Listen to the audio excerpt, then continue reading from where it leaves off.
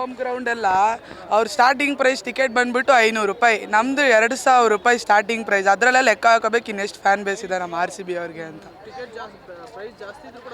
ಅದು ಅವ್ರು ಒಂಥರ ಅಡ್ವಾಂಟೇಜ್ ಮಾಡ್ಕೊಂಡ್ಬಿಟ್ಟಿದ್ದಾರೆ. ಇವಾಗ ನೋಡಿ, ಅವ್ರಿಗೆ ಗೊತ್ತಿರುತ್ತೆ ನಮ್ಮ ಫ್ಯಾನ್ಸ್ ಎಲ್ಲ ಲಾಯಲ್ ಆಗಿದ್ದಾರೆ, ಬಂದೇ ಬರ್ತಾರೆ ಮ್ಯಾಚ್ ನೋಡೋಕ್ಕೆ ಅಂತ. ಬೇಕಂತಾನೆ ಟಿಕೆಟ್ ಪ್ರೈಸ್ ಮಿನಿಮಮ್ 2000 ರೂಪಾಯಿ ಮಾಡಿದ್ದಾರೆ. ಇಲ್ಲಿ ಮೊದಲು ನೋಡಿದ್ದೀರಲ್ಲ ನೀವೆಲ್ಲ ಎಷ್ಟು ಕಡಿಮೆಗೆ ಸಿಗ್ತಾ ಇತ್ತು. ಈಗ GST ಬೇರೆ ಜಾಸ್ತಿ ಆಗಿದೆ, ಅದಕ್ಕೆ ಡಬಲ್ ಪ್ರೈಸ್ ಹಾಕ್ಕೊಂಡು ನಮಗೆ ಟಿಕೆಟ್ಸ್ ಹೇಳಿದ್ದಾರೆ. ಮಿನಿಮಮ್ ಟಿಕೆಟ್ ಪ್ರೈಸ್ ಬಂದ್ಬಿಟ್ಟು 4000 ರೂಪೀಸ್ ಆಗಿದೆ. ನೀವೇ ನೋಡಿದ್ದೀರಾ. ಮೊದಲಾದರೆ 2200 2300ಗೆಲ್ಲ ಸಿಕ್ಬಿಡೋದು.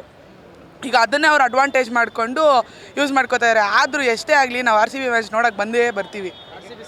RCB ಸಪೋರ್ಟ್ ಅಷ್ಟೇ, ಪಕ್ಕಾ ಬರುತ್ತೆ. ಆಲ್ರೆಡಿ ನಿನ್ನೆ MI ಗೆದ್ದರು, ಅವ್ರು 3rd ಪ್ಲೇಸಿಗೆ ಬಂದಿದ್ದಾರೆ. ಇವಾಗ ನಾವು 4th ಇದ್ದೀವಿ. 4 ಟೀಮ್, ಫಸ್ಟ್ 4 ಟೀಮ್ಸಲ್ಲ ಪಕ್ಕಾ RCB ಇರುತ್ತೆ ನೋಡಿ.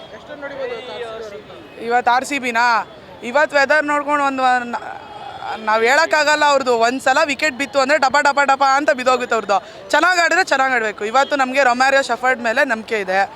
ಆಮೇಲೆ ಫಿಲ್ ಸಾಲ್ಟು ನೋಡಬೇಕು ಹೆಂಗೆ ಆಡ್ತಾನೋ. ಹೋದ ಮ್ಯಾಚಿಂದ ಕುಡ್ತಾ ಇದ್ದಾನೆ ಬ್ಯಾಟು. ಇವಾಗ ಹೆಂಗೆ ಅಷ್ಟೇ, ಇವಾಗ ಆಡಬೇಕು ಚೆನ್ನಾಗಿ. ಇವತ್ತೊಂದು 220 ಅಟ್ಲೀಸ್ಟ್ ಟಾರ್ಗೆಟ್ ಕೊಡಬೇಕು. ಅದೇ ಈ ಪಿಚ್ ಆದರೆ ಚಿಕ್ಕ ಗ್ರೌಂಡ್ ಅಲ್ವಾ, ಸೊ 220 ರನ್ಸ್ ಟಾರ್ಗೆಟ್ ಕೊಟ್ಟರೆ ಬೌಲಿಂಗ್ ಚೆನ್ನಾಗಿ ಮಾಡಿಬಿಟ್ಟು ಗೆಲ್ಬೋದು.